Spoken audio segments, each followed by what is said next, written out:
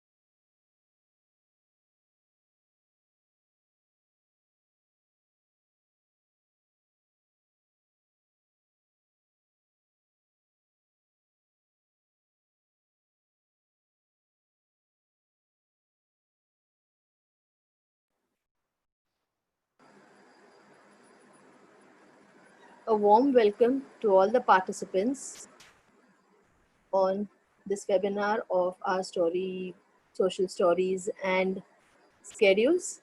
It's so nice to see so many of you all on this lovely Sunday morning. I know Sunday is supposed to be a holiday, but then parents like us, we really enjoy, I think, our holidays learning something which would help us help our adults and children. So it's really nice to see all of you all. There are people still logging in. In the due course of time, I would like to share something about FFA, which many of you all might know, some of you all might not know. Many of you all who are members of the forum are quite acquainted with the things that happen with that Forum for Autism is doing.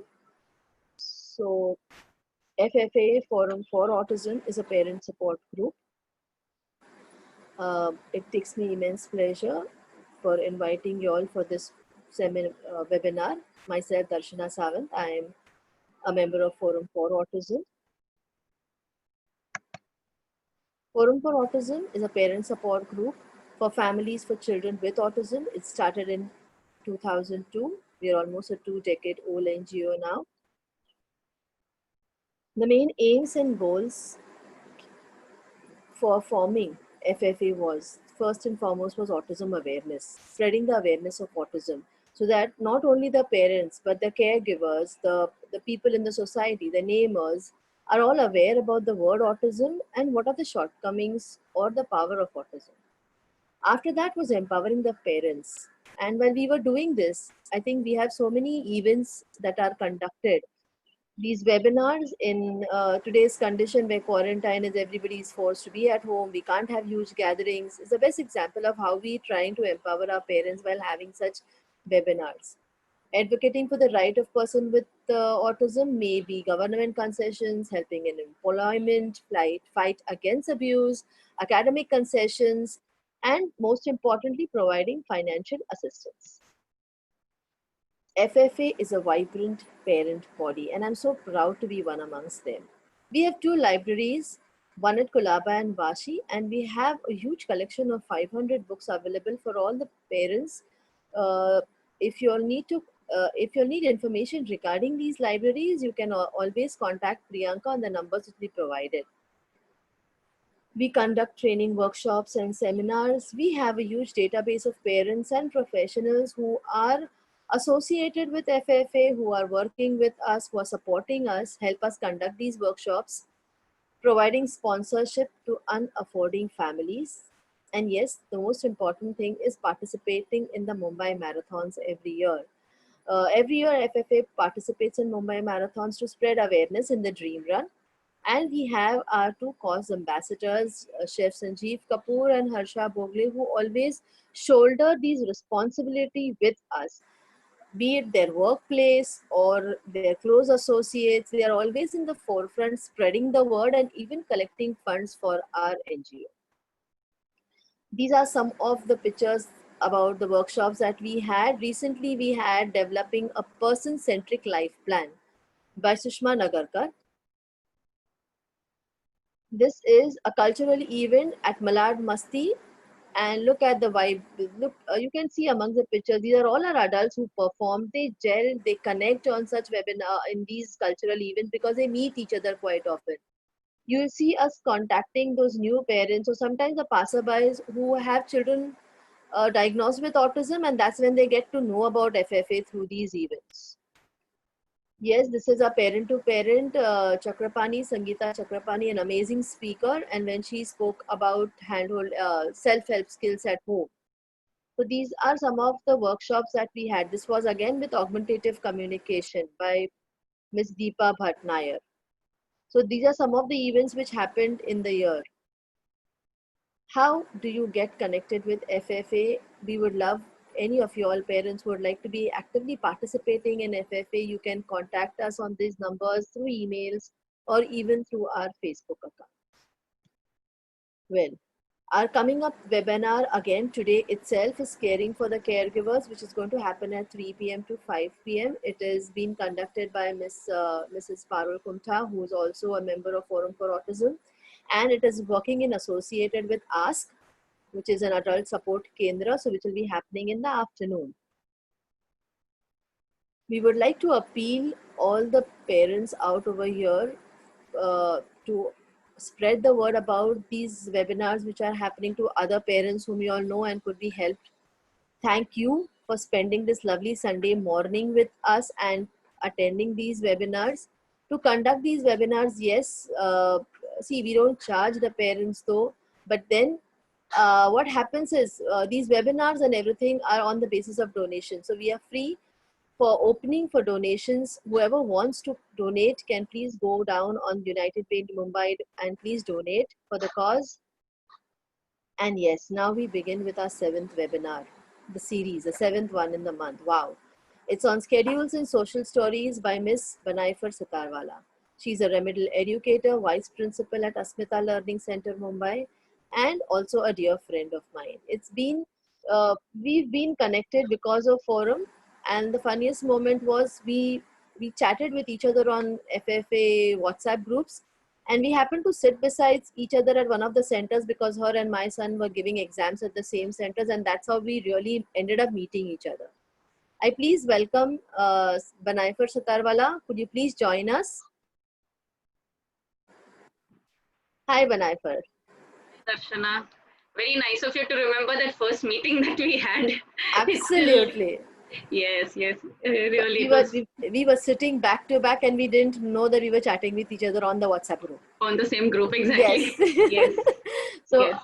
yes. So I think we have a good 209 participants today with us. And Yeah. I hand over the audience to you and let's start with the webinar. Sure. Great. Okay. Yeah. Hello, everyone. Before I begin, I would like to thank FFA and Darshana for giving me this opportunity. A special thanks to Priyanka for all the coordinating that she does so well. Today, I will be speaking on the topic of importance of visual schedules and social stories. Have we ever felt anxious, a little nervous sometimes on certain occasions? कभी ऐसा नहीं लगता है कि हमें बहुत चीजें करना है, but कहाँ से शुरू करें हमें मालूम नहीं है. We don't know whether we'll be able to deliver what we have promised. So all these thoughts do come to us. But as such, we as adults are able to manage ourselves. We are able to cope with the changing scenarios. We have our coping mechanisms in place. But that is not the case with our children with autism. They live in a world of chaos. They always have difficulties making sense of everyday movements, sounds, actions. They're always a little anxious as to what is going to happen next. They are not able to manage. They are not able to cope. So how can we as parents help them in this? How can we make it easier for them? So let's see how we can do that. Simple, a sound of a whirling fan when they want to sleep. That also is very irritating. So it's as basic. Before we start on how we can help them, I just want to know, let you all know as when does this behavior arise? कब ये behavior चालू होता है बच्चों का? क्यों चालू होता है? Why does it happen? There are a variety of reasons. One, it could be just when they want to leave the house. जब घर से बाहर जाना है, the anxiety can increase. When there are visitors in a house, unexpected मेहमान guest आ जाते हैं, मेहमान आ जाते हैं घर पे, the anxiety increases. Going somewhere new, कहीं बाहर जाना है नई जगह पे, like a doctor, a dentist, the anxiety increases. Most important also, when we switch between activities, we are what we call the transition phase. When we are switching between activities, तभी भी ये आ जाता है anxiety. Then simple, doing things in a different order. उनको रोज सुबह में ये एक आदत है कि हर सुबह they have a bath. So, and for an example, they have a bath in the morning. On certain days, कभी-कभी शाम हो जाती है. That change is not good for them. They are not able to even take that simple change.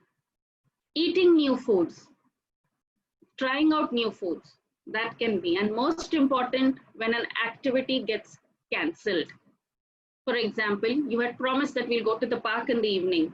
Due to the bad weather, rains, we are not able to go. These are all the situations, a few examples when our children it can lead to their stress. It can lead to the increase in their anxiety levels. क्या होगा अगर ये सब चीजें होती है? Negative reactions आती है. And in what form? How do we see those negative reactions? Screaming, tantrum throwing. Occasionally we do have violent behaviors. Pushing, simple things, we just start throwing things down. Stamp their feet. So these extreme reactions are just due to one thing: the increased stress, fear, and the anxiety that arises due to the change in a familiar routine. And that makes them feel less safe and insecure. That is the only reason that all these negative reactions, which we see in form of these behaviors, arises. So a lot of parents keep asking this question: how can we help them? Well, let's plan. Let's think ahead of how can we avoid these situations. So again, a couple of parents do tell me, we do warn them. Verbally, we do tell them कि आज शायद हम लोग नहीं जाएंगे park में, बारिश होने वाली है, weather looks bad. But even then, when that time comes, the behavior starts. So what do?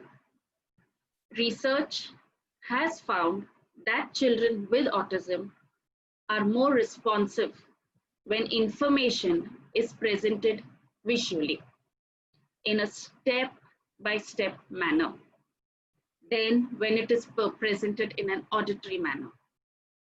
Even I do believe that. This has been my personal experience too. Simple, where in the school where I work, we do have visual schedules. We do have the whole visual printed, how to use the washroom. We do paste it on in the front of the washroom door, behind, on top of our wash basin, how steps to how to wash your hands. So day in and day out, the child knows, okay, these are the steps that I follow. It's very simple. You're not saying anything, you're just putting it there. The child looks at it and he does the steps. Then here I would like to add two things. There is a myth or a misconception going on that these schedules will make them dependent. And these schedules are only meant for non-verbal children. I disagree. One, these schedules are meant for both verbal and non-verbal. ये schedules दोनों बच्चों को काम आते हैं, जो बात करते हैं और जो बात नहीं कर सकते हैं. और ये schedules ये हमारे बच्चों को independent बना देते हैं. धीरे धीरे जैसे वो visuals देख देख के वो steps करते हैं और ज़्यादा independent हो जाते हैं. हमारे ऊपर dependency कम होती है. They do become independent in this. It gives them a structure. They follow the routine and they know, oh, these are the steps that I have to do this task with. So let me start. What are visual schedules? They are an intervention. It's an intervention strategy that can help children with autism follow a routine, transition between activities, develop a new skill, reduce dependence on their caregivers or parents, whoever, and they complete their daily activities. Now, I would just like to start a PPT here.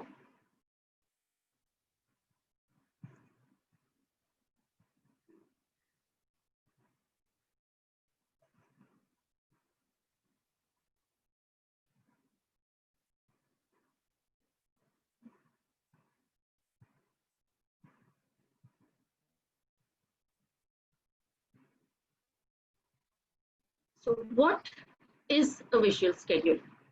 A visual schedule is a sequence of photographs, videos, drawings, symbols, text, or other visual format that is used to show the child what or she is expected to do. And it should be arranged in the order of which they are to be completed.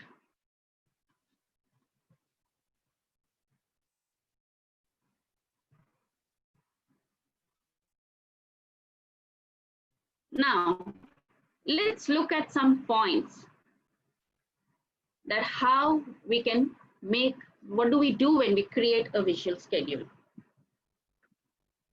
First, very important, you identify the skill or the routine you want to target. We take a particular skill, we decide that we want to identify that skill. You break it up into small steps that the child can easily understand. Now, this third point, determine the length of the schedule. This is very important. While some children are able to use a longer schedule that will span the entire day, the others will just benefit from using multiple schedules with just few steps. They will not be able to take a lengthy schedule. So you have to choose a length you think is beneficial for your child. So सबसे पहले हमें वो जो skill target करना है उसको identify करना है, फिर जो स्किल को सिंपल स्टेप्स में हमें तोड़ना है वो स्केड्यूल को, और जितना लंबा या छोटा चाहिए स्केड्यूल वो आपके ऊपर है, आपके बच्चे के ऊपर है। कोई कोई बच्चों को बड़ा स्केड्यूल पूरा दिन के एक्टिविटीज के साथ चल जाता है, पर थोड़े बच्चों को ऐसे है कि उनको एक एक्टिविटी के लिए थोड़े थोड़े स्टेप्स चाहिए, तो उसके लिए हमें ज्यादा स्केड्यूल्स बनाने पड़ेंगे, पर दिखाना है एक एक बार। तो ये लेंथ या जितना लंबा या छोटा ये हमारे ऊपर है कि हमारे बच्चे को क्या चाहिए। Select an appropriate visual format for the schedule. So in this you can choose photographs, you can choose videos, a combination, whatever. That is up to you. किसी बच्चों के लिए सिर्फ लिखना काफी है, आप लिख के रखो बस है, पर किसी बच्चों के लिए ज्यादा पिक्चर्स हर एक एक्टिविटी दिखाते हुए, तो आपको ये विजुअल फॉर्मेट आपको डिसाइड करना है मेरे बच्चे के लिए क्या सही है क्या गलत है। Consider personalizing the schedule by using the images of your child. If you can do this, wonderful. Try and put your own child's photograph in that schedule, trying to do that activity or completing that activity. It really helps. That's the best. अगर schedule में हमारे खुद के बच्चे के photos डाल सके दिखाते हुए कि ये काम ये कर रहा है, खत्म ये काम कर रहा है, बहुत फर्क पड़ता है, बच्चे और उसको रिलेट कर सकते हैं। और जब पहली बार हमें ये विजुअल स्केड्यूल बनाते हैं, हमको बच्चों को सिखाना है एटलीस्ट एक हफ्ता 10 दिन डिपेंड्स कैसे ये स्केड्यूल को फॉलो कर सके। Teach your child how to follow the schedule. Many children will require physical and verbal guidance to follow the schedule. So not only will you be telling it verbally, you will be showing it to them how do you follow the schedule and complete those activities appropriately. Particularly when at the first the schedule is introduced, this is very important. जब पहली बार आप कुछ जो भी schedule introduce कर रहे हो बच्चों को, उन्हें कैसे फॉलो करना चाहिए वो बहुत जरूरी है। हमें स्टेप बाय स्टेप एक्चुअली दिखाना पड़ेगा कि यही तरह से फॉलो करना है, बोलने से भी बस नहीं है, दिखाना भी पड़ेगा। एंड धीरे धीरे जैसे बच्चे ये स्केड्यूल्स फॉलो करेंगे, we can move out. We need not give verbally, we need not say anything. Our prompts can be faded away. Include a way for the child to indicate when steps have been completed. So iska kya matlab hai? There should be a small sort of a check box at the back. When the particular activity is over, if you can put a tick mark or write do, done, not yet done, whatever. तो वो बच्चों को दिखाता है कि हाँ ये activity मेरा पूरा हो गया है। अगर आपको दिख रहा है कि इफ अ चाइल्ड स्ट्रगल्स एक पर्टिकुलर स्टेप कंप्लीट करने के लिए, वो स्केड्यूल में अगर ये एक पर्टिकुलर स्टेप बहुत तकलीफ दे रही है उसे कंप्लीट करने के लिए, फिर वापस हमें वो पर्टिकुलर स्टेप सिंप्लीफाई करना पड़ेगा और आसान करना पड़ेगा। If a child is struggling to master one particular step, then we have to break down that step into smaller parts to make it easier for our child to understand that. And the last, provide reinforcement when your child completes that schedule appropriately. That's up to you. Give him the activity that he wants. Give him the activity that whatever, maybe his TV time, whatever, which he would prefer. Positive reinforcements are very important. Now, I will just show you some examples. Now, these are for the parents who have just started and who do not know what is a visual schedule. It's very important to relate pictures to the activity.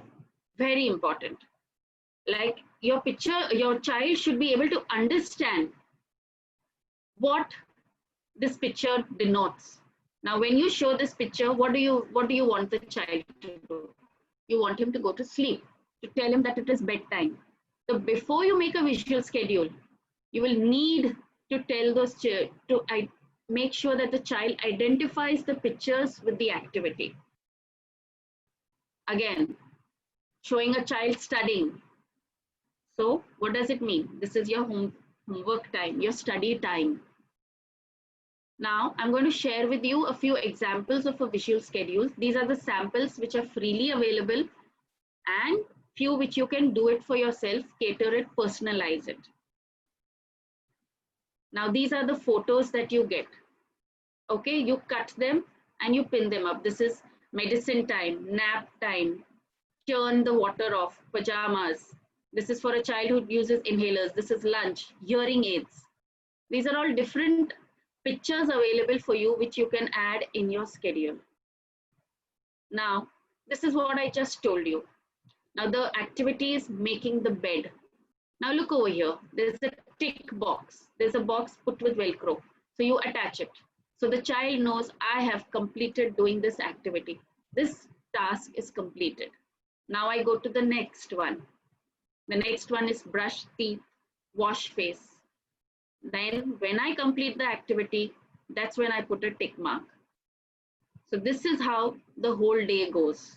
So your child knows very well what is remaining and what is done. This is a specific schedule to teach a child how he can brush his teeth. I can brush my teeth. See the tick boxes here also. First you go in, you get the brush out, take out the toothpaste, turn the water on. So the first time you introduce the schedule, your verbal and physical prompts are very necessary. You will have to enter the bathroom with your child, show him how to get the toothbrush, put the toothpaste, turn the water on, wet the brush, turn the water off. Every step you will have to do it with your child. Physically, verbal prompts, then only this can be a success. जब हम ऐसे visual schedules हमारे बच्चे को introduce करते हैं, हमें खुद उनको दिखाना पड़ेगा कि ये कैसे होता है. आपको खुद बाथरूम में जाके ब्रश लेना पड़ेगा, टूथपेस्ट लेना पड़ेगा, यही स्टेप्स में जाना है हमें.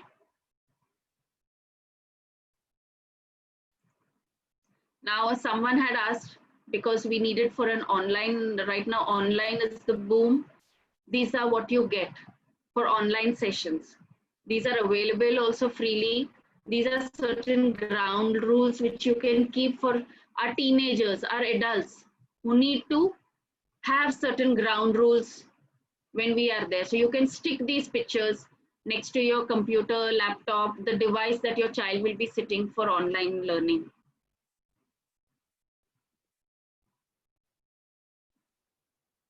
More of them. Be on time. Mute yourselves. Use your headphones if you have them. Participate. Chat responsibly.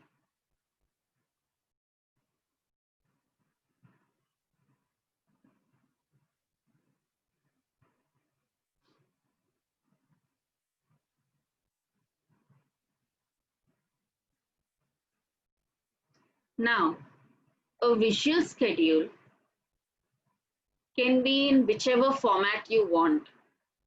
It can be first, you can use these words, first, next, last. It can be vertical, it can be horizontal. You decide what you feel will be best for your child. These templates are available. You can use them. You can cut, you can place your object, your photo, your image, whatever.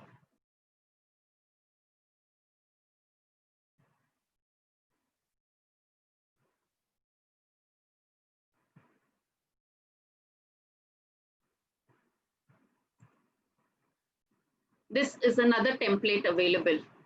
It can go in this order also. So these are simple samples that I'm showing you on how you can make your own visual schedule for your child. It all depends on what your child is used to doing. We have something called a Gold Book app. You'll find all these resources and you can use them. They're free, they're downloadable, just take them and you can print them out. You just type a visual task schedule, a template for it, and you get whatever you want, and you can choose.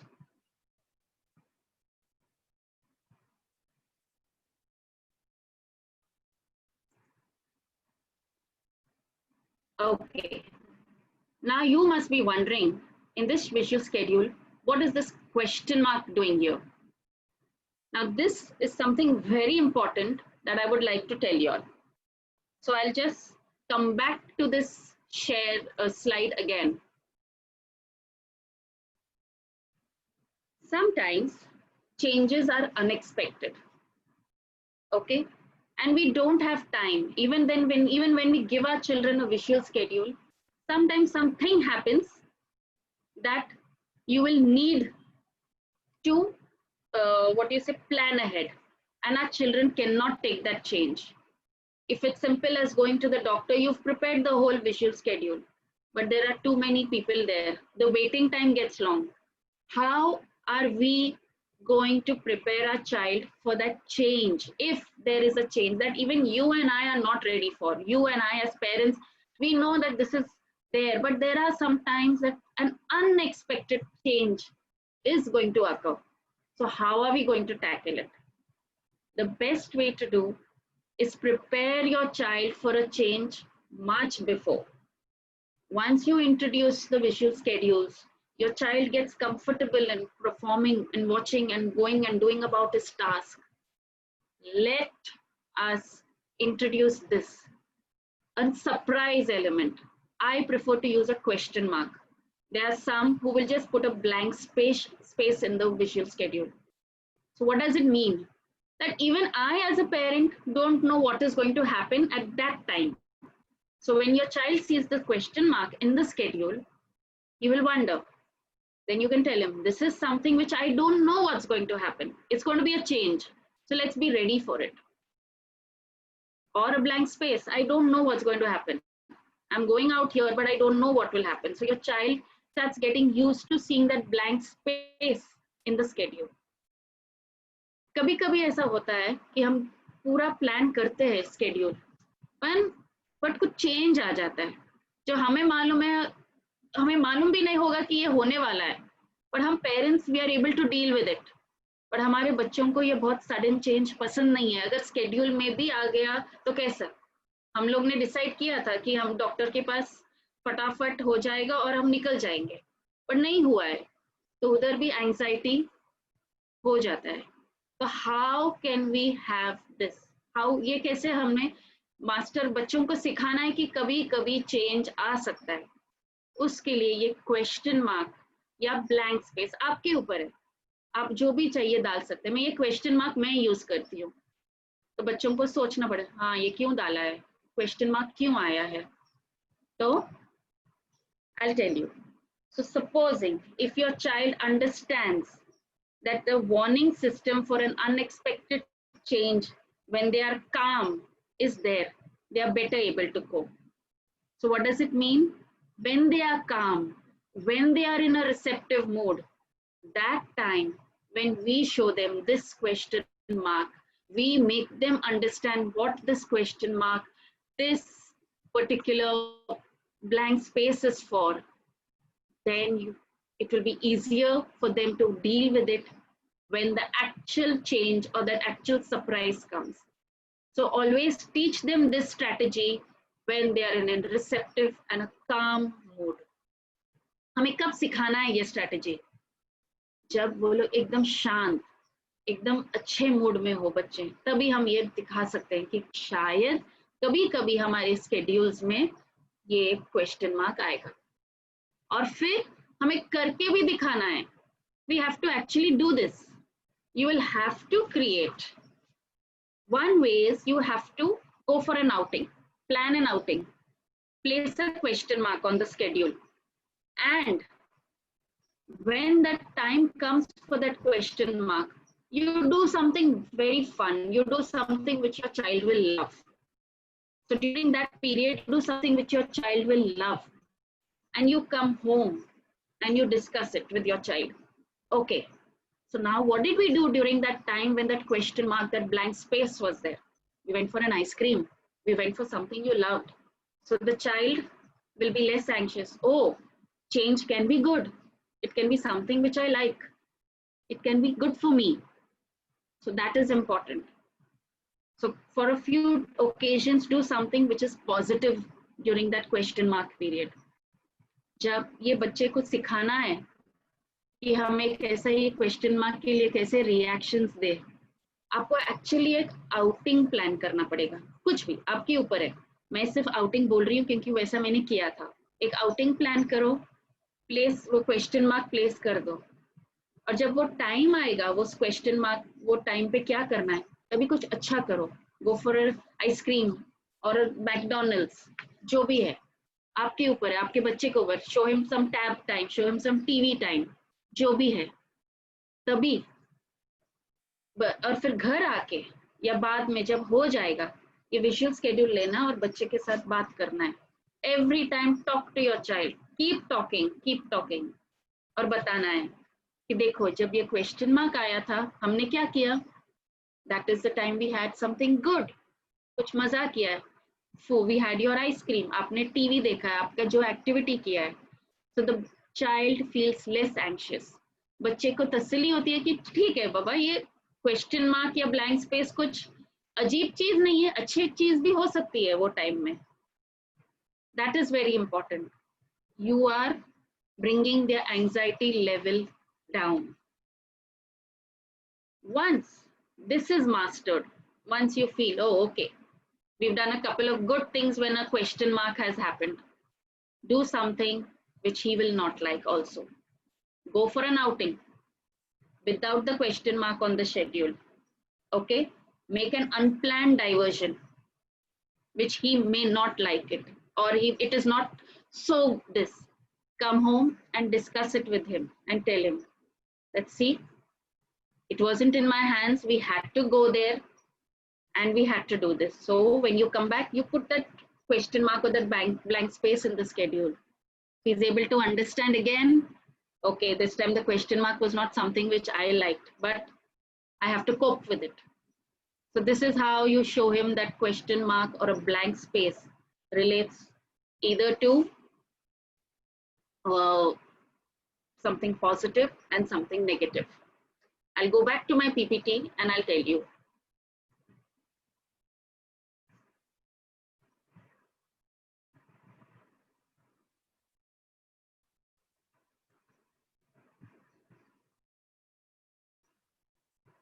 Yeah, we were here. Now we have planned an outing. We've planned that we go to Big Bazaar. So we take the car, we go to Big Bazaar, we are doing our shopping, we finish paying for it, and we get in the car.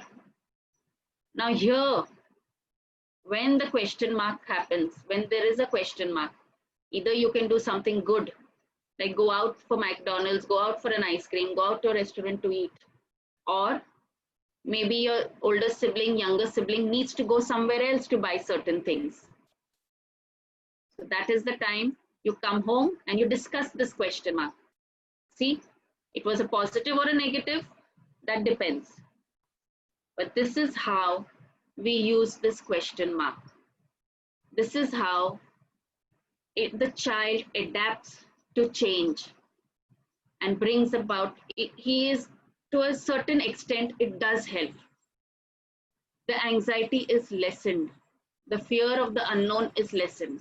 Banaifar, Yeah, I am so sorry to interrupt you, but there are some questions coming for that question mark thing, yeah, could you please repeat it once more for them after this or before this, however that is good for you? yeah, yeah. Again, I'll Because I repeat. think that is so important, because I believe Yes. when the behavior problems at times arise when they're out and something unexpected. So I think many Yes. parents. Yeah, so Yes. please. Thank you. Sure.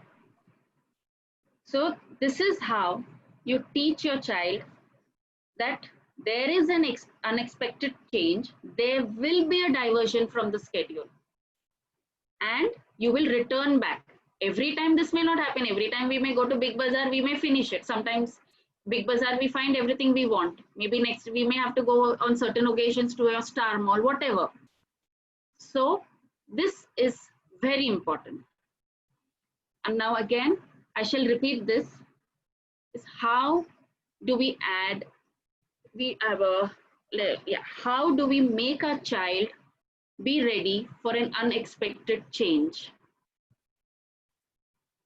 I'll repeat this again because this is really important. Because as all you parents know, once we have a visual schedule and everything goes as per the schedule, fine, there are no problems. But what happens when something is going to be there which is not happy and which is not pleasant to them? So that's why it's very important.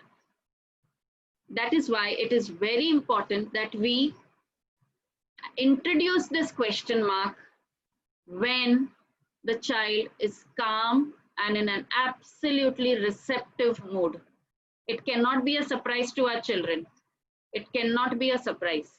It has to be gradually be introduced so that they learn to accept that this change is there. That is very important. That's number one. Introduce things when they are calm and receptive. Explain to them first, what does this question mark mean? It's like a warning system for an unexpected change when they are calm. So they know, okay, this may happen. So maybe we do not expect that, they may not get that upset. They will be upset, but it will not be to that particular level of anxiety. So how do we do that? You add this question mark or you put a space, whatever. That is up to you. You can use anything else. I prefer a question mark, but you can use, I think one person has shared on the chat, they put a red bindi. Absolutely fine. Do what you feel is good for your child. Okay? You make a schedule, you plan an outing. Do this. You plan an outing, have a question mark in that schedule, but don't tell the child what is going to happen during that particular time. Go for your outing and do something that your child will genuinely enjoy, and come home and discuss that. That is when he will realize that a question mark means Not necessarily something which is bad, but something which is also good. It can be positive. He will start looking forward to these things. He will accept it. So you can use a question mark. You plan it. You make a schedule. You make something. Go for an outing. This is very important. Everything has to be, it's like a practice session. You practice this. So do something positive. And the main important thing, your child can learn that something unexpected can be pleasant. All unexpected things are not unpleasant. कभी कभी जो चीज हमें अच्छी भी नहीं लगती है, पर जब हो जाता है अच्छा लगता है. It is unexpected totally. Then the next time when after you feel that he's understood what a question mark is, plan another outing or plan another activity where the question mark, when the time comes to do what is there in that question mark or a blank space, you do something which is not to his liking. That's when again you discuss it. So you're teaching him that the question mark denotes something which is pleasant as well as unpleasant too. It may be just something that you're going out together as a family and you make an unexpected stopover for your other child. He'll have to bear with it. So it's okay. So you come home and you discuss it. We had to stop. So when your brother needed to buy these things, we had to do shopping elsewhere. What you wanted was not available in Big Bazaar. It was available in Star Mall. So we had to go there. Even these shops it becomes too personal for them. They prefer to just go to one particular shop. So sometimes you may not get what you want. You'll have to go back.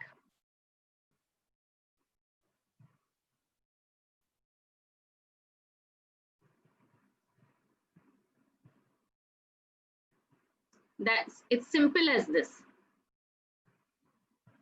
Take the car, go to your Big Bazaar, you do your shopping, you come back, you sit in the car, and then you make an unexpected stopover wherever. That can be pleasant, unpleasant. So you're preparing the child. You're preparing the child for change. Behavior may be there. I'm not saying there'll be no tantrums. I'm not saying that. There can be tantrums. But maybe in the initial stages, slowly as a child, everything, they need to get used to it. As they get used to it, it will help. Okay?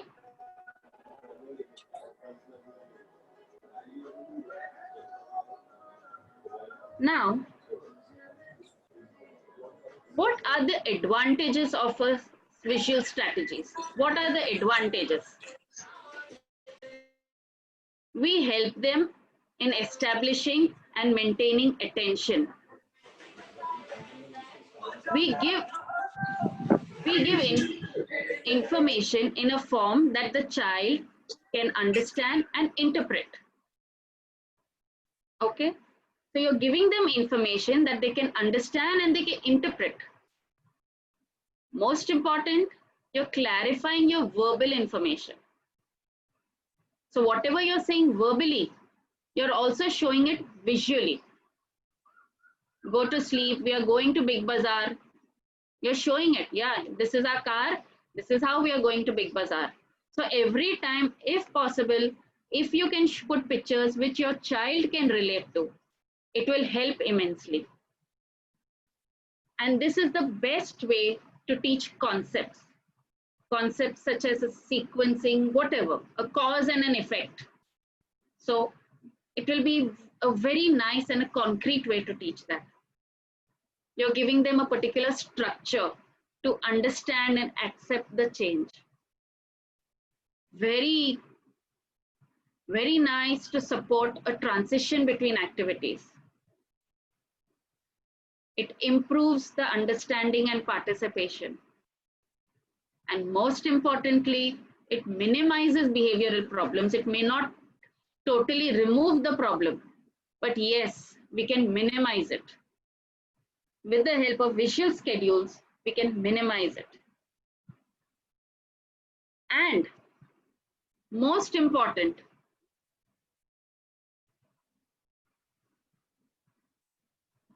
you can share this technique of putting a question mark. You can use it with a social story too. And when you use it with a social story, you can give your child some pointers that, okay, you're upset because of this question mark, because of this change, you're upset. So now, when things change, I can take 5 deep breaths. I can just say my 2 times table or count backwards. You decide what is good for your child. Give them a coping strategy. Give them something which you know is going to calm them down. Whatever works, it can, and all this should, you can tell them. You can say it in your head until you remain calm. Whatever. That we have to decide. And we have to teach it as per what our child is good, helpful to our child.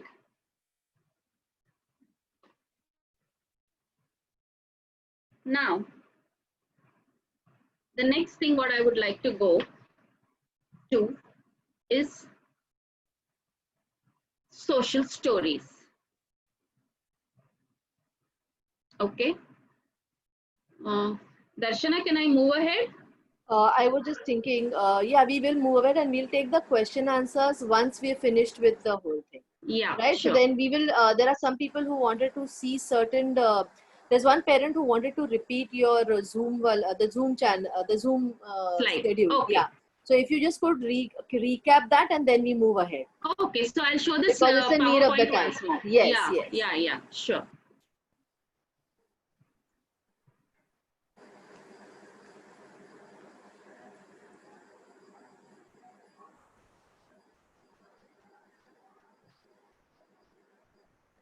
One minute.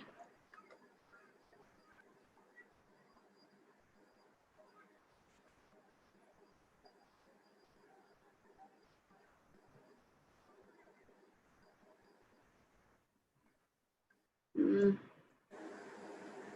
just give me a minute. Yeah.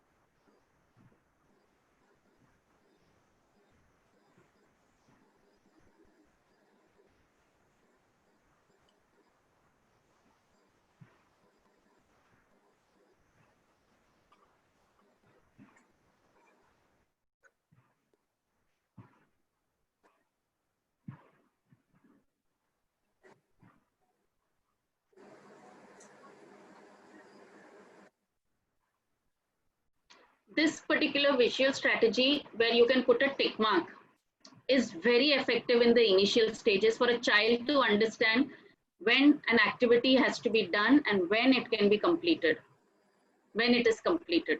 Like to do and already done.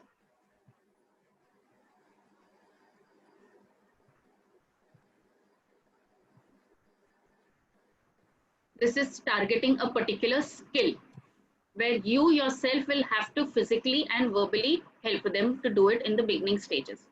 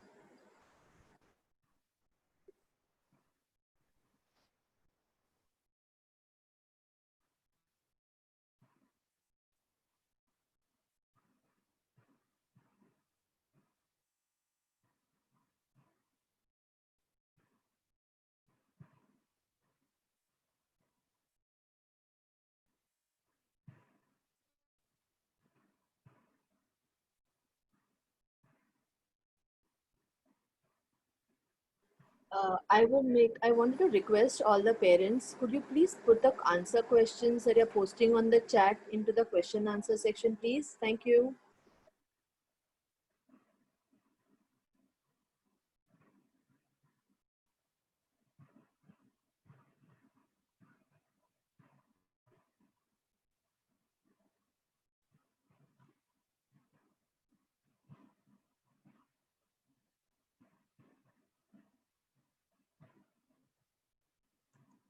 Yeah. So now I think I'll move on to the next one, social stories, and maybe then we take over all the question Yes. answers together. Yes, Yeah. Banaka, we'll move Yeah. ahead. Yeah. Thank you, Okay. dear. Yeah. Okay. Okay.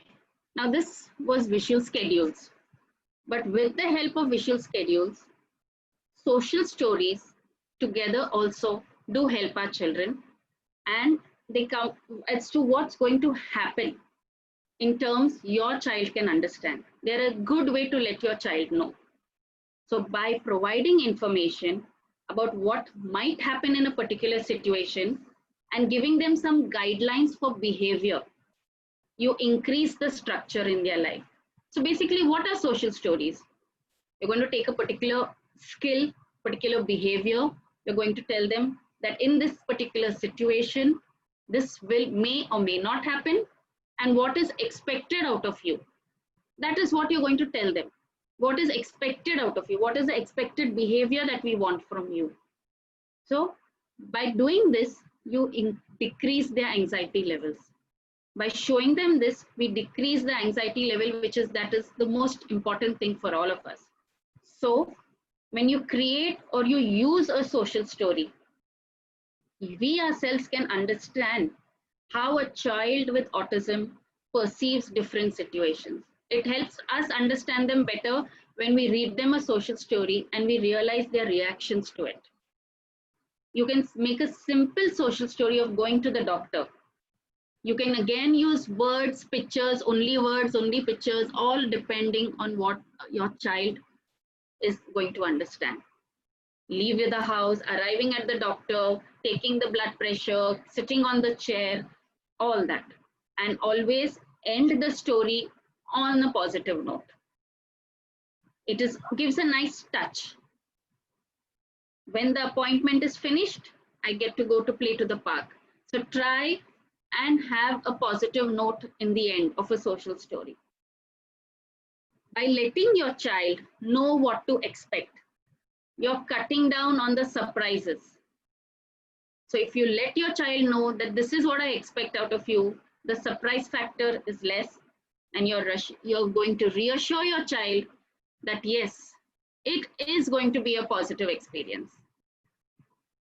And you can introduce small changes and then slowly work your way up. And sometimes social stories are used for two things, either to stop a bad behavior, to teach them a new skill. That's up to you. We can use a social story for both. So now I have made a few social stories on 3 topics for this webinar. Let's just see.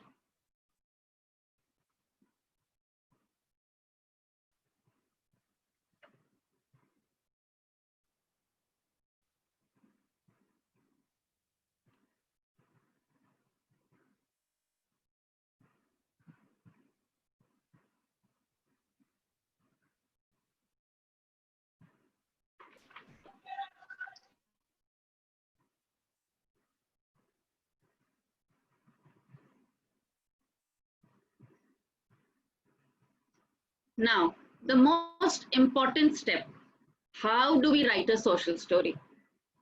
It's not rocket science.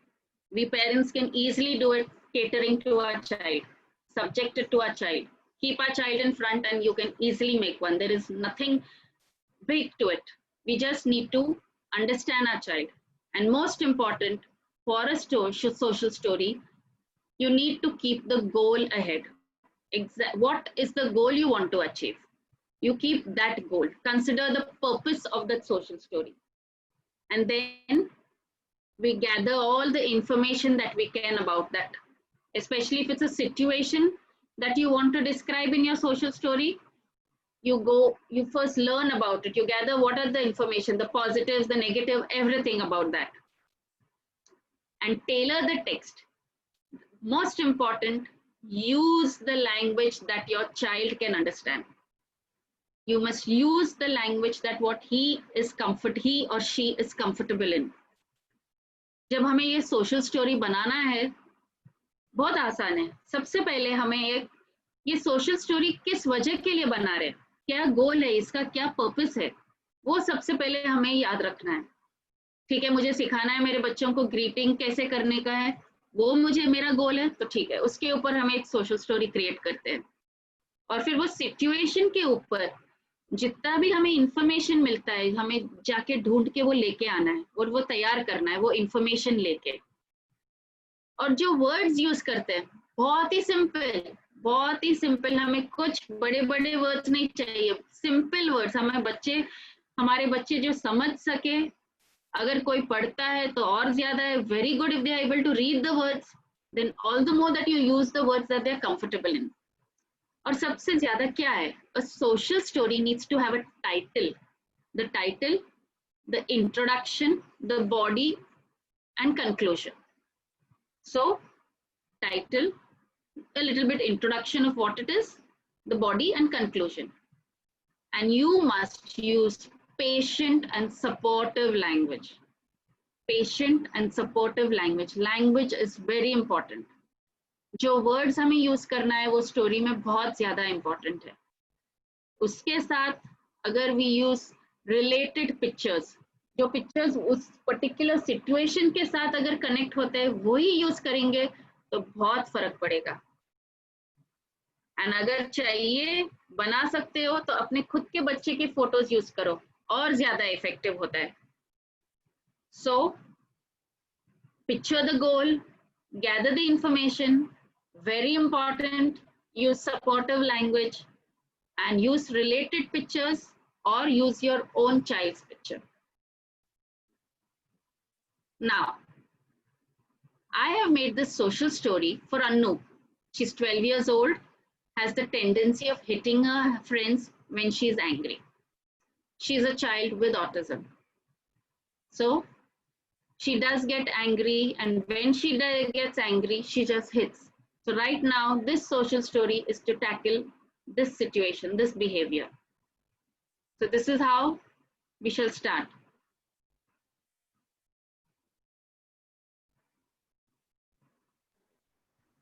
Banaifer, I am sorry Yeah? to interrupt. I'm sorry to interrupt.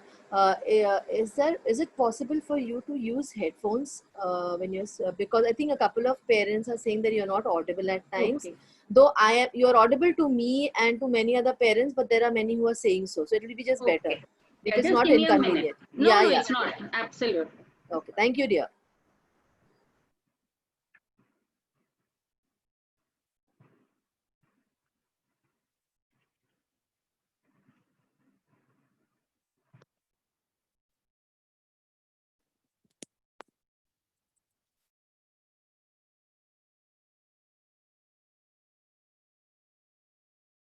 Is this better now?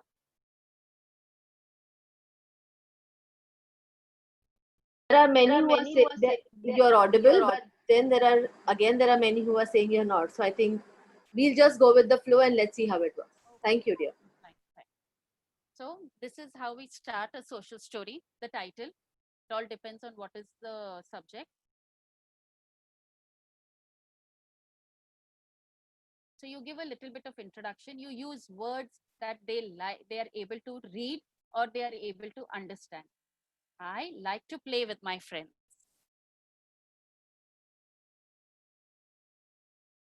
Sometimes when I'm angry, I hit others. It's also important that when we read the social story to our child, we read it in a very calm voice. Our tone should be really calm and soothing. It should be good for the child to hear. And we are not in a hurry.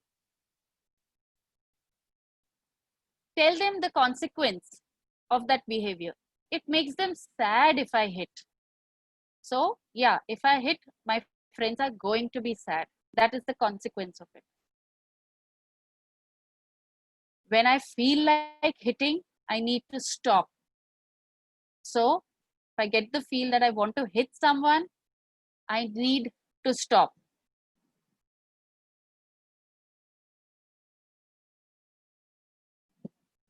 Give them a coping strategy in that.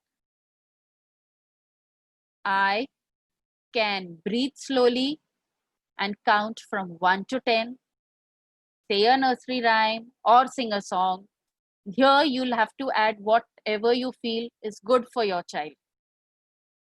And again, take a related picture with that activity, whatever you want to put over here.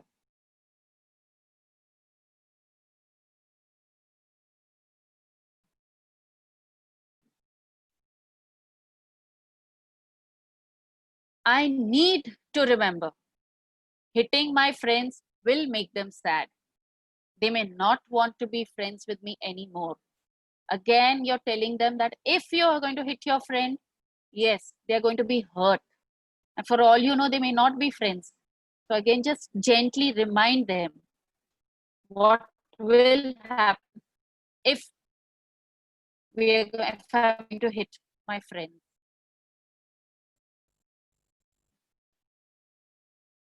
Now give them something to do. I can use my hands to do other things, like play with my toys or eat my food. Hands are meant for that. Hands are not meant for hitting.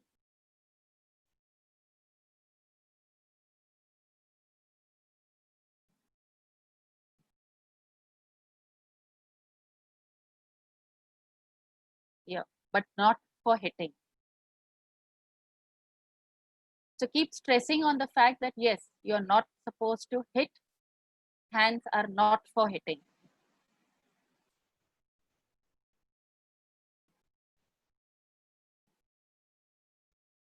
It is important to remember that I should not hit when I'm upset.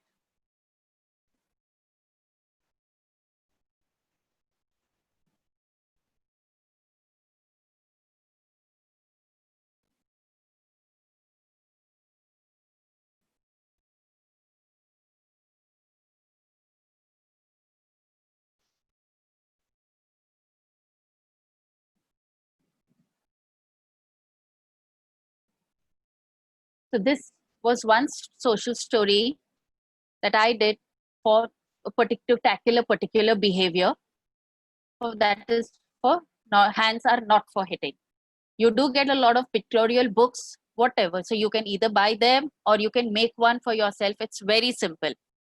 And a lot of times these social stories can be just loaded on your phone, or you can take a printout and keep it. It is basically to use when you know that your child is receptive to listening to it. I used to use this when I used to travel. I used to take my child from one therapy to another. The perfect time that I would get was when we were traveling. We used to travel by rickshaw those days. So that time I used to sit and show him all this on the phone. That's how I used the social stories. So it's up to you to decide when. But every time I will repeat it, they need to be calm and receptive. Now let me show you another social story is that I made. Is how do we attend our online sessions? We had the query when we sent out this webinar pamphlets. A couple of parents had requested, so I've made a PPT on that. So maybe you all can use it because right now all of us are doing everything online. I'll share that with you.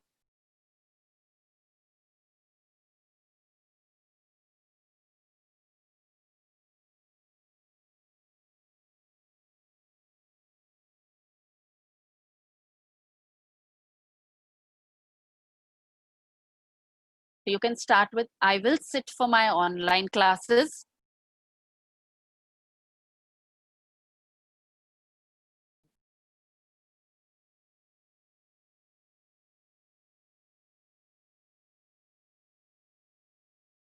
I will listen with my eyes and ears.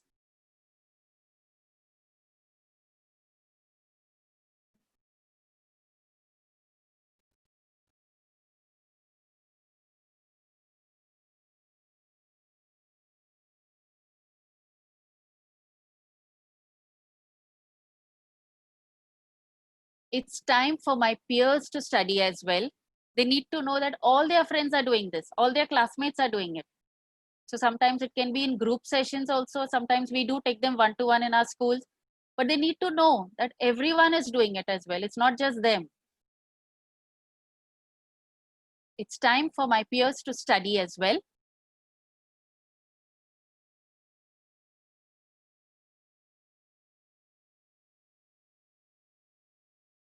I will listen to the instructions given by the teacher.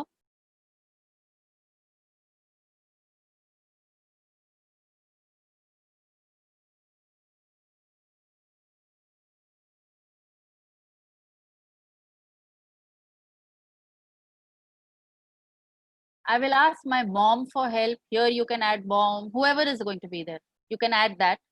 So if I need help during my online classes, I will take help. There's nothing wrong.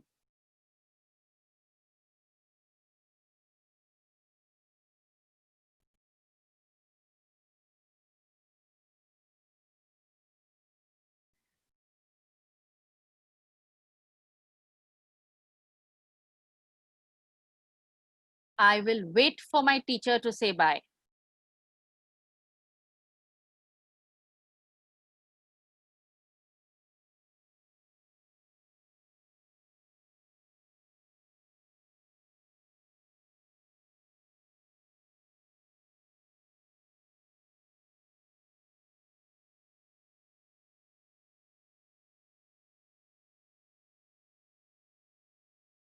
Time to say bye to the teacher.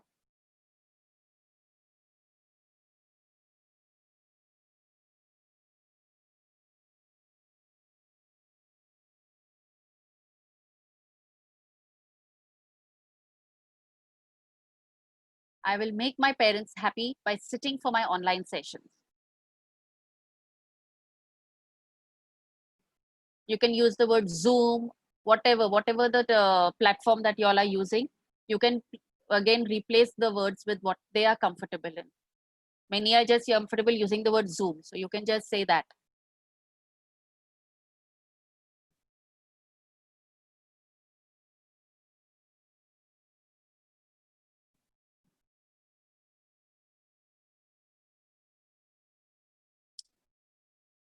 Online classes are fun. Hope you enjoy it.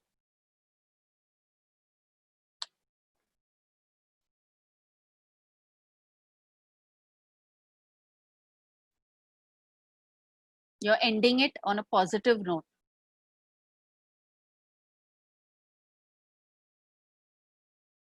This was a general PPT which I made for the online sessions for basically for all, but you can again tailor made it for yourself, for your child. So now we made a social story to tackle a behavior. We made a social story to tackle a particular new skill that our children need to sit. It is a skill to sit for an online session. It's not easy. And day in and day out, our children do need to do it. Because at least, I don't know, maybe for the next couple of months, they will have to do it. Now, the next PPT that I'm showing you, it's a simple one, teach greetings. Someone has requested to repeat the social story for online sessions. I'll do that again later. I'll again repeat the PPTs later. I'll just finish with the PPT on teach greetings. You know what, Benaifer? Once we finish, as answer questions come, we could repeat the PPTs, which is question oriented. Okay, perfect. ठीक है. Okay. So I'll move ahead. I'm going to show you all another PPT.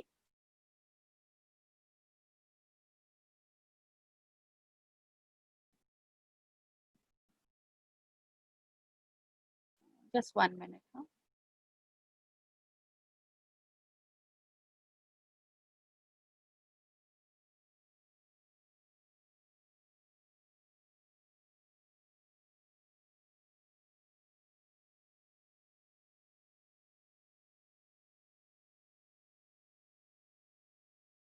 Yeah.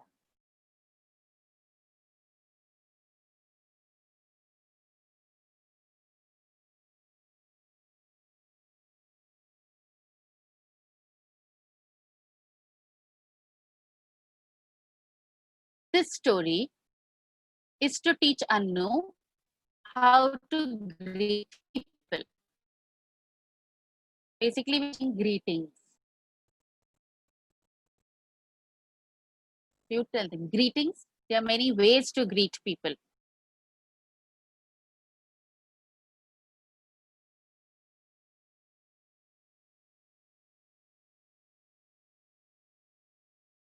When I see someone I know, I can say hello, hi. Give them options.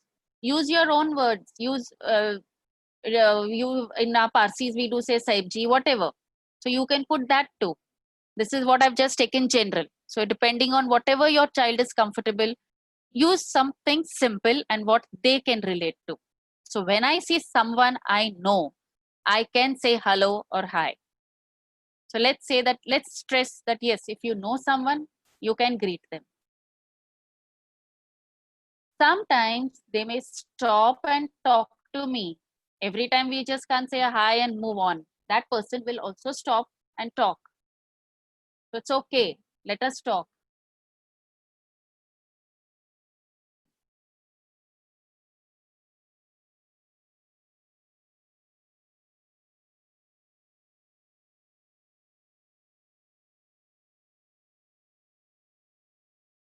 When I meet a family member or a close friend, I may give them a hug or shake hands. As usual, we know most of our kids do not like that physical touch. So maybe this is where you can introduce, but you can be very clear.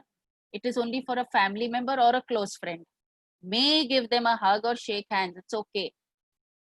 Maybe they just want to say a hi, even that is fine. This is one step further.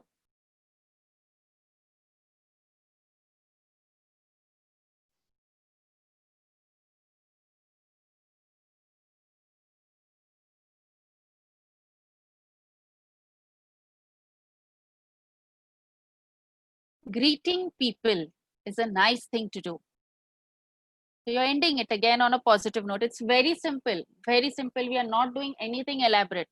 We don't want our children to sit and talk 10, 15 sentences. But yes, the basic courtesy. Yes, let's say hi, hello, good morning, good evening, depending on that. So it's a simple story, simple things that we can make for our own children.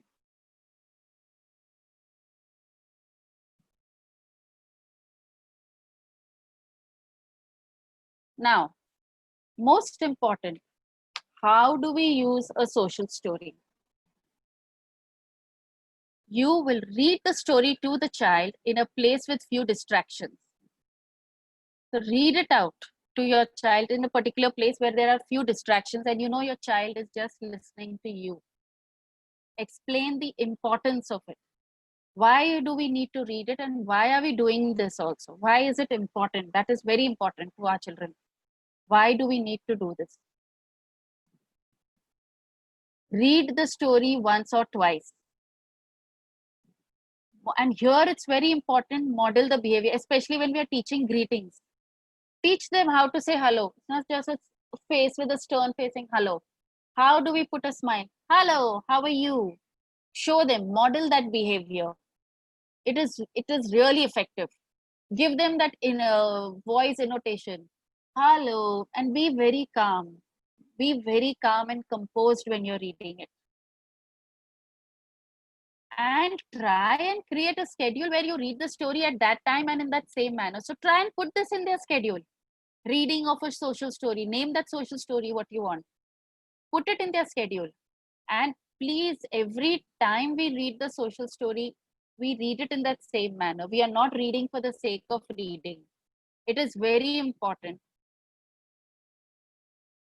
And read the story prior to the situation or if the behavior is likely to occur. Online sessions, try and read it to them before they're going to sit. So they remember these are the rules for their online session. If you know you're going out, try and read them the social story, the greetings.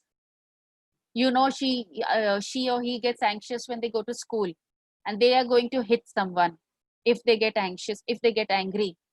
Read that social story before that. Keep time. Keep a little, it doesn't even take 5 minutes, believe me. Just do it, include it. It will be really helpful if we are able to do that because it stays fresh. You may have read it yesterday, but supposing today when they go to school and this happens, so try and read it even in the morning before they leave. And most important, provide an opportunity for the child to read the story with other children. If possible, take a couple of kids together and read it out. So your child knows this story may not be just applicable to me, it's important to the others. This greetings, this hands are for not for hitting. We do read it out in school, in our school, to our children. And it's in a group. And we enact, we teachers do enact it also. We model the behavior, role play. So if all this can be done at home, it's superb. It is superb. It really helps. They actually, when we do the role play, we teachers model the behavior and show them. We actually can see the children looking at us and taking it all in. So maybe just reading is not enough. The way we talk, sometimes I'm just scream at my colleague. Then we enact that we enact that particular story. That's when the children are they just leave everything and they watch us. Okay, the teachers are behaving in this manner and this is what to do. It helps immensely. So these are very important on how to use a social story.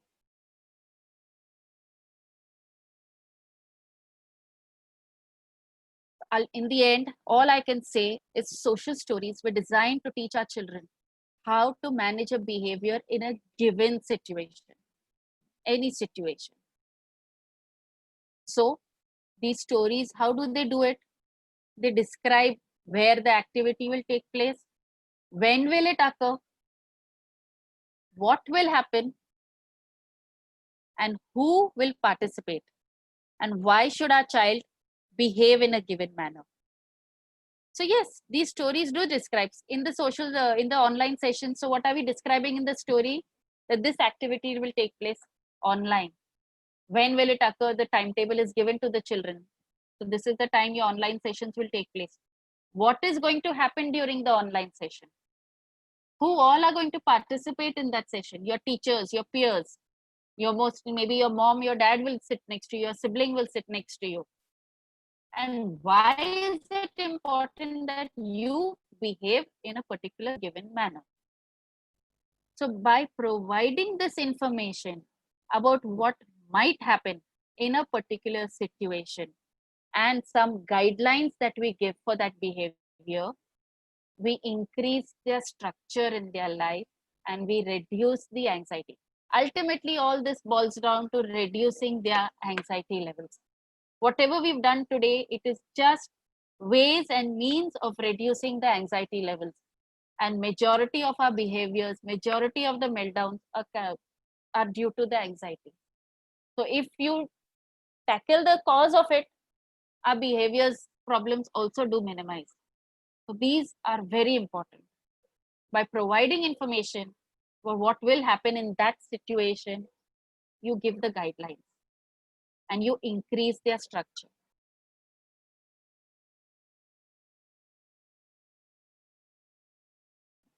I hope all this has been helpful to all of you. These social stories, the visual schedules, their importance, how we can use them. I think now we are ready, Darshana, for any of the question answers. Yeah, we are ready for the answer questions. I have noted down a couple of questions which many parents have repeatedly asked. So we'll start with those. Yeah. I will be on with you too, so you won't feel alone, right? Okay. Yeah. To begin with, a common question asked by all the parents: what is the right age to start a visual schedule? I think Benaifer, you start. Yeah. Yeah. I The don't. right age. Yeah. There is no particular age. If you find that yes, your child is not able to understand a certain thing, you try using pictures, and at exactly as I said, use related pictures and see if that can be helpful. And you begin. It is entirely your call. You are the best judge as a parent. If I needed my child was not able to learn the ABCs, how much ever we tried, then it's only when we started using videos, visual strategies, that's when all this happened. We had a talk time. So it is all you. There is no defined age anywhere. It is up to you. You have to decide that. It can be as simple as maybe 2-3 years also. I don't know.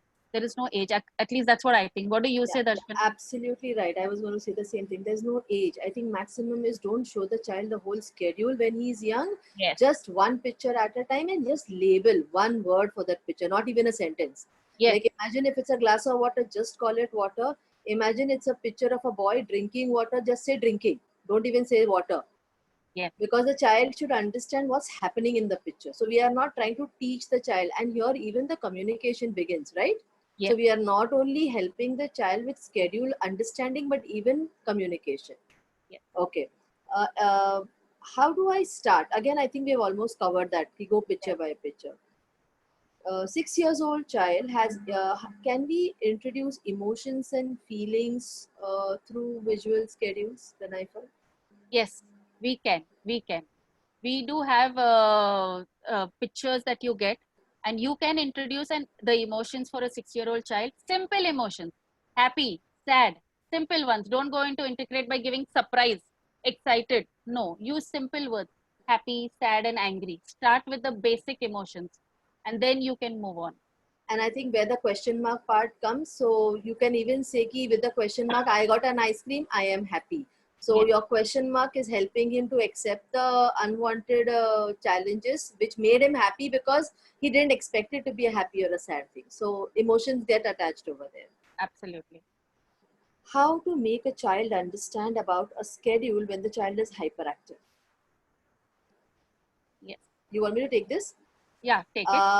See, when a child is hyperactive or not hyperactive, when you're saying schedules, we are using pictures. And parents need to understand that just standing in one place and looking at the picture doesn't mean the child is attentive. Even when the child is moving around or not giving you an appropriate eye contact, he is attentive and he is grasping all that is happening around.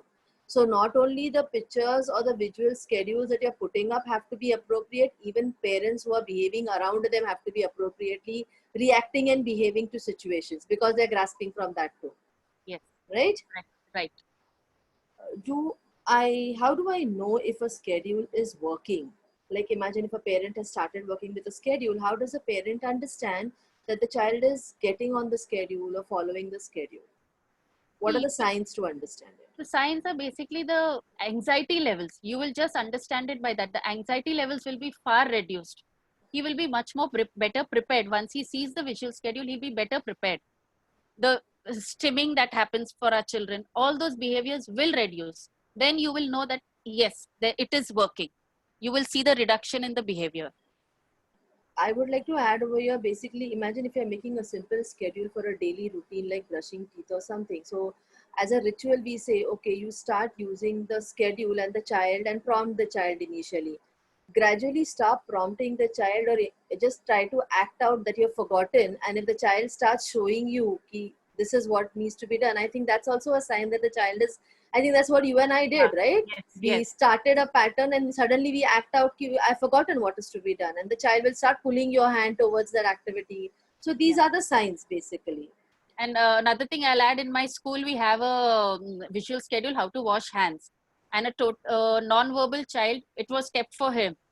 And he would follow it. And, over, I think after 10-15 days, we stopped telling him to look at it and do. One fine day, he came and he insisted to a maid that get the napkin. He pointed out. Then we realized, yeah, we had written over there, wipe your hand with a napkin, and she had forgotten to put the napkin. So that time we realized, yeah, actually he has looked at it. He is Absolutely. following it. So it was really good. Okay, could I use these schedules to help the behavior problem in a child who has less attention span and a low IQ? Yes. You can, in fact, as we said, make it smaller. When the attention span is less, do not give all the activities in one sheet. You will have to break up the activities. So, if not anything, just one or two pictures. You start with that. You get their attention only with that and then move ahead. So, yes, you can use it. Yeah, or even we could have the appropriate behavior and not so good behavior like pulling hair, hitting, biting, putting fingers in the mouth and nose, and you have separate pictures for that so that the child understands that this is not a very good behavior. Yeah. There's a parent who's asking, what if the child is not at a picture level? Uh, can a visual schedule be used? Now, I don't think there's any child who's not at, everybody is picture. Yes. Yes. I think he might not be looking at the picture because he's not associating. So maybe we could use the child's picture then. Yes. Use the child's picture and also use a verbal prompt with the picture. So, at least if auditory and visual is going in at the same time. So, do that. Okay.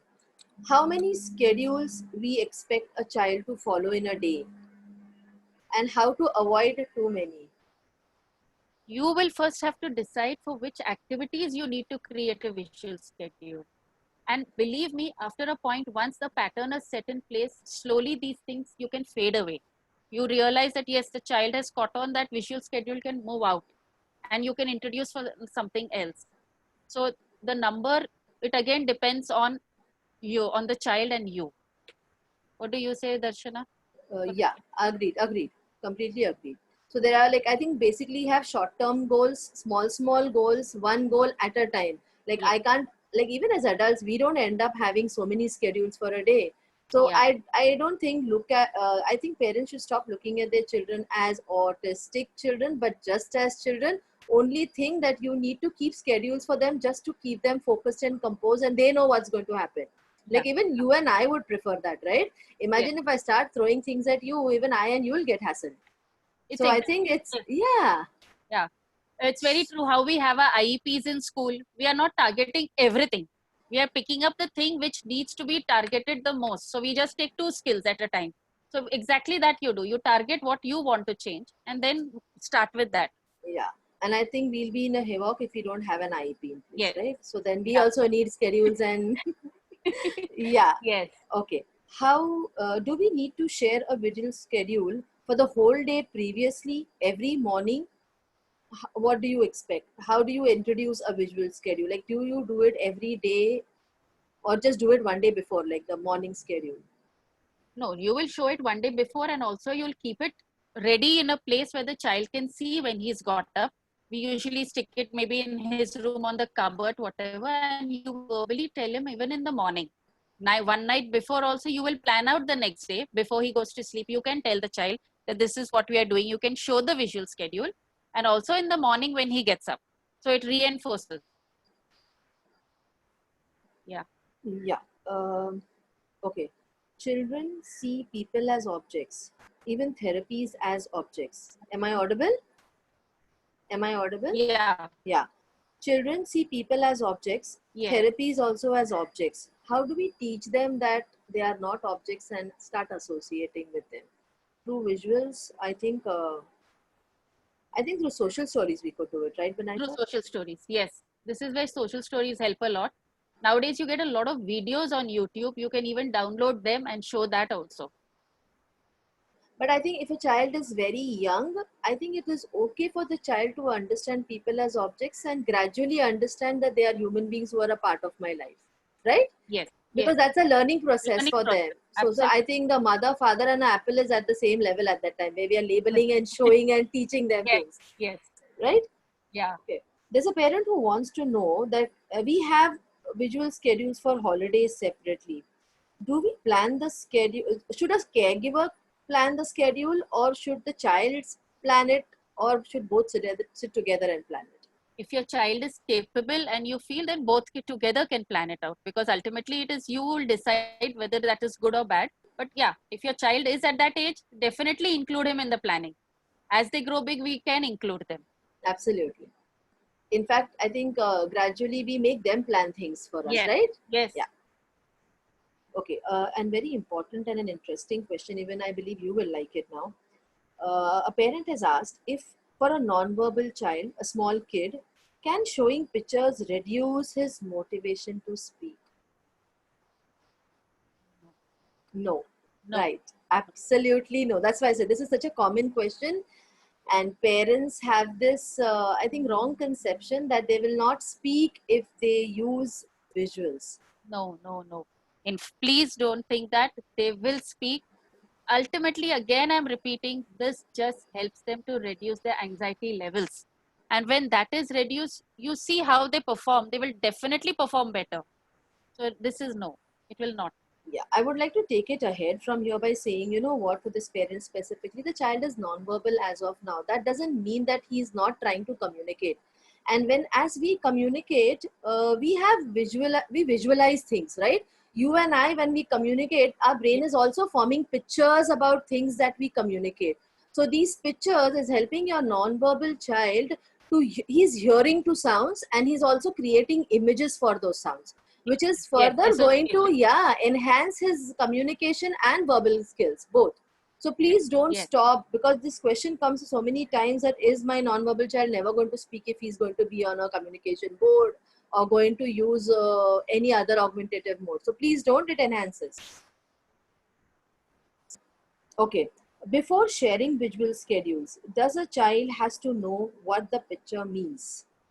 Yes, that's what I said even in my PPT. First, at least let's make sure that the child understands what this picture means. Related pictures. So if you're putting that of sleeping, he should know that when you show a child sleeping, it means that he needs to go to sleep. So let us start with that. So you can first let him understand that these are the pictures, what this picture means, and then use it in your visual schedule. Okay. Some of the parents are asking for the link to download the schedules format which you had introduced. So I think that will be we could send it with them for the PPT printout. Yeah, That will sure. Priyanka will be emailing it to you. Yes, I'll show it. There's a question from a school teacher.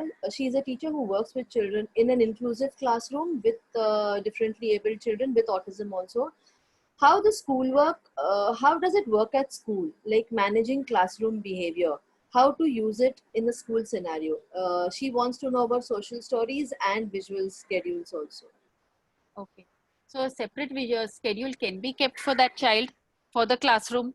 You can make him sit a little ahead, maybe closer to you, so that you are able to connect with him better.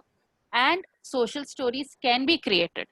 So to make him understand, and more important is also to sensitize the other children that yes, this is the child, we will have to behave in this manner.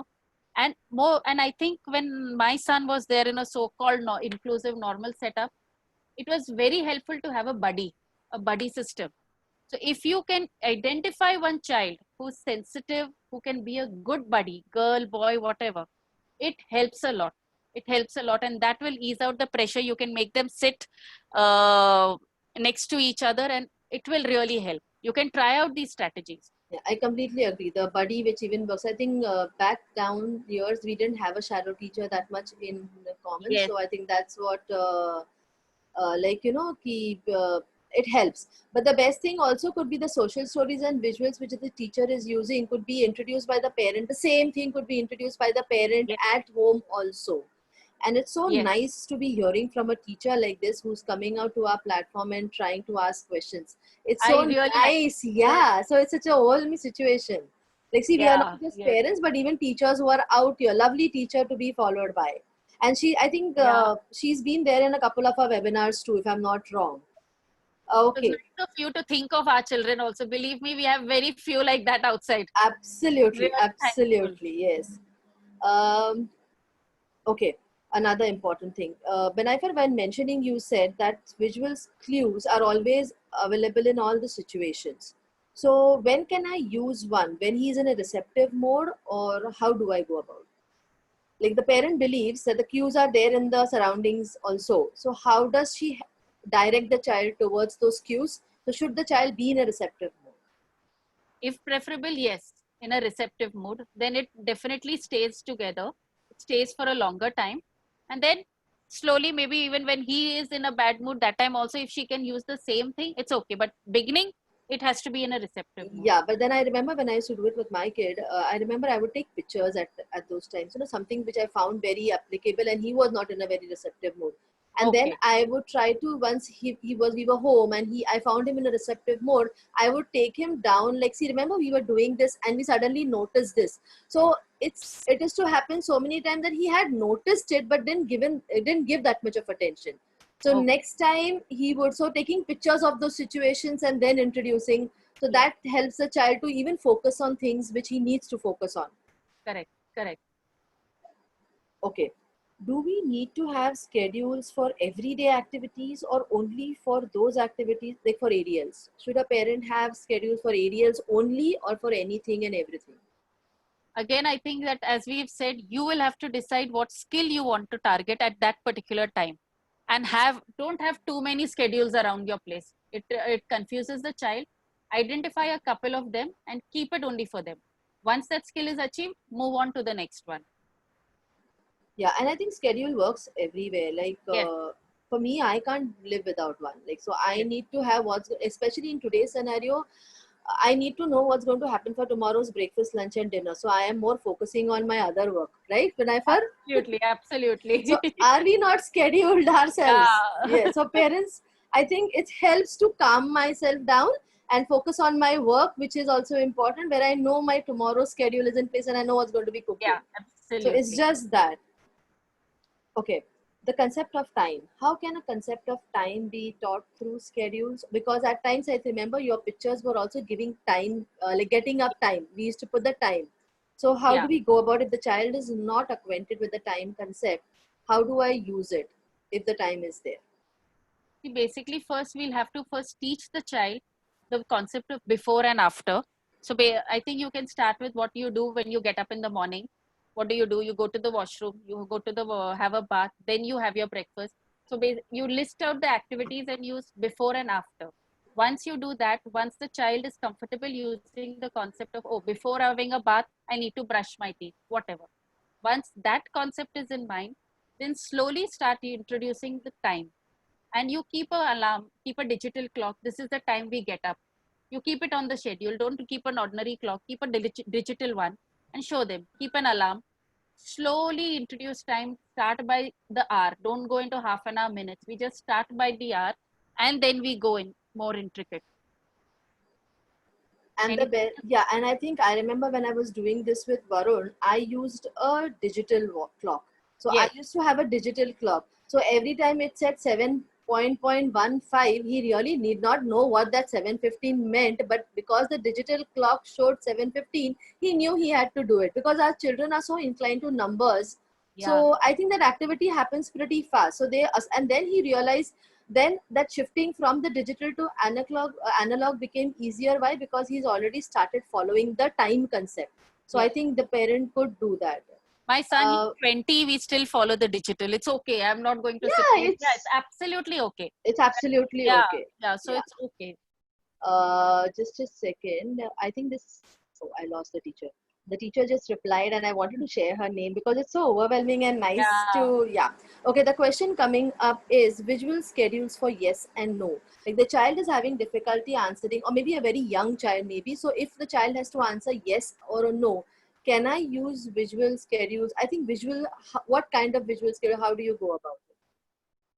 Yes, you can use your visual schedule where we do have the nod, we do have that nod factor, and this you can use it for yes or no. There are available.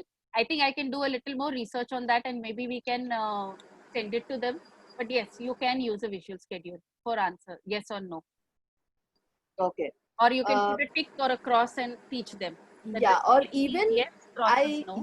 I think even that the cross and no, but we could have a simple flashcard kind of a thing which says a green tick mark which says, and write yes, yes, and you say the yes, Yes, and another flashcard which says a red cross and put a no and you say no. yes, So we are giving all kind of cues and the child eventually picks up. Okay, the format for visual schedules will be sent, of course, yes. I think we've covered most of the questions. There is one parent who had asked, her kid, this typically happens, they throw objects out of the window, drink any kind of water during play, or spits. She wanted one social story if we could help her with.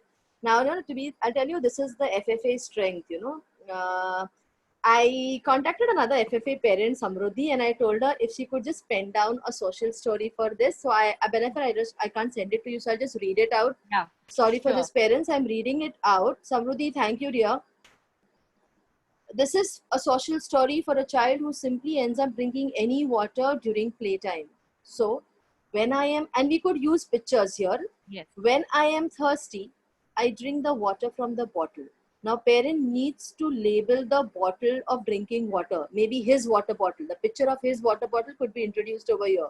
So it goes, when I am thirsty, I drink the water from the bottle. Drinking water from the bottle is healthy and safe. Drinking water from the tap, now you show the various sources, like show pictures over here, like the puddle water, maybe any other municipality tap water, and you could put a red cross on those pictures saying, so drinking water from these taps is not safe, and label not safe, like put a cross sound. cross sign. Yeah. It can make me fall ill. So fall ill, you can use a picture with a thermometer in the mouth. If I am thirsty, I will try to drink the water from the bottle and be safe. I'm specifically using this because in current situation, our children are more vulnerable to diseases once everything starts opening. Because so I think I hope I was audible and quite clear. Yes. This story I will surely scan and send it with the PPTs which will be coming. And again, for the parent who want to use social stories, I think Banaifer has already covered the kind of language, the proper use of language. Keep it simple. So the same language base is always going to be same. Only the content changes, right, Banaifer? Yeah, So absolutely right. so I think even throwing paper. So like when I am excited and we could have so what he could do, like she said, you could sit down with the child and say if he wants to say rhyme, say table, sing a song or dance, or maybe go and have a shower for that matter, like a lovely shower under a lovely bath or something of that sort. But throwing things out is not. And when you're trying to tell the child not a good thing, use a red cross, right, Banaifer? Yeah, That's what absolutely. normally, yeah. Yes. I think we are still getting questions. Let me just check it quickly. Um, okay. Is it important or useful when similar pictures are used? Like, can a parent use stick picture, like stick images, like those stick pictures we draw quickly throughout the schedule or social stories? Or do we need to have a specific picture or something, like what we download? You can What do try you, it out if it is helpful. If your child is able to relate to it, the stick picture, yes. then it's absolutely fine. Again, it is absolutely depending on the child. Otherwise, then maybe you will have to look out for pictures and use the proper ones. Yeah. Let me just check once more. Uh, Okay, this is something important. Banaifer, during brushing, most of the children have picked up the skill of brushing teeth, but they can't spit or gargle. How do we teach it through a schedule or through a social story? Could you think of anything? Uh, yeah, we can use a social story to do that. But before that, if you all can do a simple activity with the help of a straw, which we do it at school also, you help teach the children to suck water through the straw, then teach them to blow air through the straw. These are all speech related activities where you keep Absolutely. few cotton balls in a bowl and you use the straw and make the children blow the cotton balls and they start moving haywire. Same is the case when you use the bubbles. So basically you're trying to teach the children how to blow and suck. Once they understand that, then you start giving them water and teach them to spit it out. Model the behavior. Here again, you model it. It takes time, but they are able to do it. Then you use that behavior and say, now when we brush our teeth, this is what we do. We spit it out. So you can use a social story, but these activities also can be done alongside for this. Okay, yeah. And even I think she could break the activity, like you said, first suck the water in the straw and then hold the water in the mouth. Hmm. Most of the children, they suck the Yes. water and they drink it because they're so used to drinking juices and Yes. everything. So it's like a play Yes. activity. I remember doing it with my son though. So suck it with the straw and hold it in your mouth for the count of 5. And then Yeah. after holding it, it's a play activity, you spit it. So first Yes. you sit with a small tub or something and don't do it near the wash basin, but you do Yeah. it on a tabletop activity like sucking, holding, spitting. So it happens like, and see, I believe, Banaikur, you agree with me that parents understand that when we put them on schedules or social stories, it's not like 4 दिन में हो जाएगा, हफ्ते भर में हो जाएगा. At Yeah. times, it goes in for months. That take time. Yes. Yeah, Yes. it goes in for months. I think the Yes. best thing as parents we are blessed with is patience. So we should try using all the patience we have on our kids and leave with the other people. Yes. Yes. Another important question: at what age can I use social stories? Uh, I think as young as 2 and 3, because maybe that time you don't need to use words. You can say a social story only with the help of pictures. Once the child is able to relate to words, then you add it. So it can be used. And to what age till I can start? Like, the higher age, what age? See, right now, maybe till 14, 15, so definitely yes. But later on, maybe rather than showing a social story, also we can talk about it. We can relate with pictures, with videos, with like right now for my son who's 20, I we are having a lot of back and forth talk on the suicide that has happened of that actor, Ah, Sushant Singh Rajput. And absolutely. believe me, I did not know how it could affect him so much. Maybe he was able to relate because that guy is a young actor, and every day I'm talking about it. We are showing videos, or I'm showing, we sat and watched the Three Idiots movie to show that Baba, suicide is not the answer. You know, you need to think about, we have, it is, as they grow up, you'll have to think of various ways on how to tackle a situation. So right now at my house, this is our discussion goes on every day. I My agree. husband I and agree. I Same here. think on how to get him, you know, he can't believe that that guy has committed suicide. And they are so much on Facebook and Instagram, they feel so happy when someone is coming and telling them it's murder, it is not suicide. And when we have a discussion on that, so see mom, he cannot commit suicide, I know this is not possible. So it's very different. So maybe right now here a social story may not work for him, but I need to show him real life examples and things he can relate with. So now I go around, you know, I thought of Three Idiots movie and I told him, see, you remember that in the end, ultimately, everyone is going to be in adverse situations, but we have to be strong and come out of it. You're going to have these people all your life. We are going to have to fight and see what is right. So social stories after a point, depending on the situation, it may not be helpful. Absolutely. I would agree, depending on the situation and how the child grasps things. Like Yes. Varun, for example, is an adult, but then at times I use social stories where, I'm not using pictures though, but he hates the rains. Why? Because that's when the Tata Sky network gets disturbed. And he's very upset about it. So I am like, before the rains come, and I'm like, okay, the rainy season is approaching. So he's like, okay, so when it rains, the Tata Sky will network. So he's mentally prepared through a social story or something that, so this has happened for years, but he still reads that story because it's happened now. But it's okay. That is his Yeah. choice. Yes, absolutely. Yes. Okay, saying this, I think Banaifer, would you just brief up the process that we just did? Like, maybe no, we don't go on a PPT though, because we still have time. Should we No. just brief, like, how do we start a schedule? What age we Yeah. start? Like, just we just talk to each other, or you talk to the people out there, like, Yeah. just a briefing of what we did. Okay. So And in basically, short, what have the we? social story, like, Yes. how you make Yes. a social story. That PPT is how you write your own social story, because that's the need of the time. Yes. Sure. So basically, visual set schedules is you decide for what particular target, for what particular goal is there, and then you create a visual schedule. So at least you know that those anxieties are going to be reduced, and it helps the child. It helps the child to be ready for a change, to accept any change. And as I've said, the question mark, the blank, the bindi that another parent has suggested, it is very helpful. So you're ready and you're preparing your child that yes, there is going to be an unexpected change, but I'm going to be ready for it. Negative, positive, I don't know, neither my parents know. These visual schedules are really important, and to a certain extent it makes the child independent. After maybe a month or two doing it daily, you will realize that the child just does it on his own, and it makes him feel better that yes, now I don't need to know, I can do this independently, this particular task independently. Same is the case with social stories. Use the social story and in the social story explain the situation, explain the behavior that is expected out of them. Believe me, that's really helpful. Keep the language absolutely simple at the level they can understand. Use pictures which they can understand.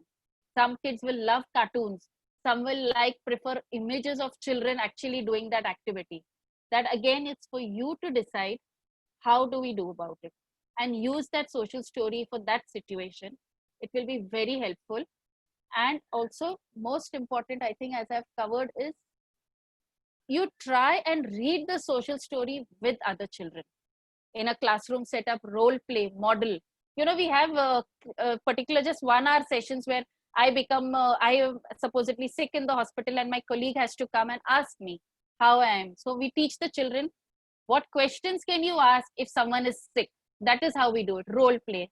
I did it when my children were small. My husband and I, we used to play this game with the kids at home.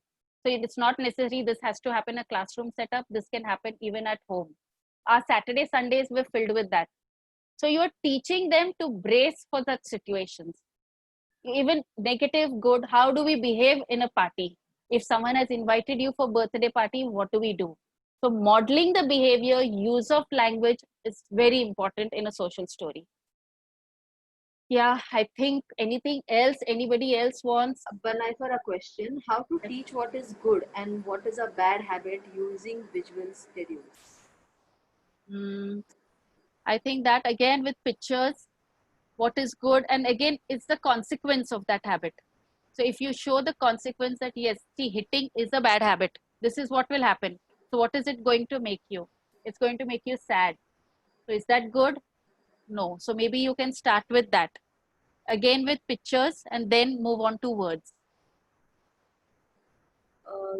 There Anything are, else, Darshana? there are some questions which are coming up, but then see, people need to understand that visual schedule is not something to teach the child which is right and wrong.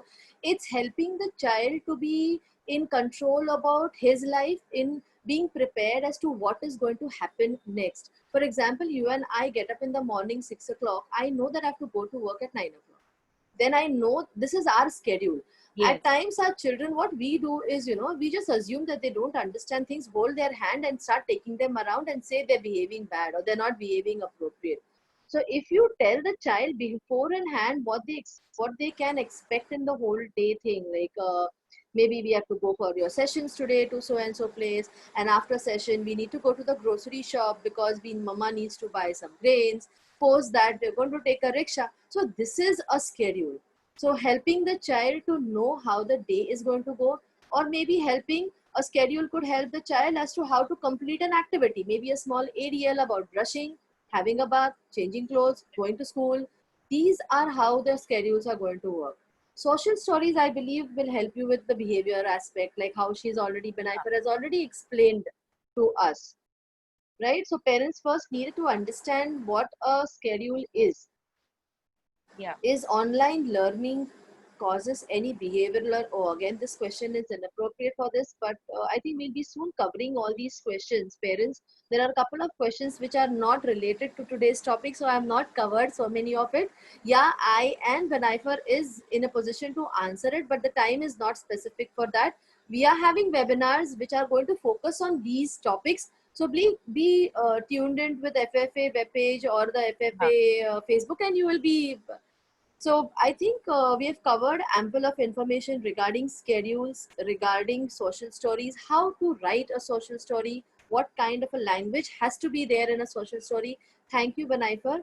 And before we really part, I want to thank teacher Sharda Bambure from Okay. UAE. Yeah, she's the one who is always actively there in our webinars and asking questions how she could help our children out there in the classroom.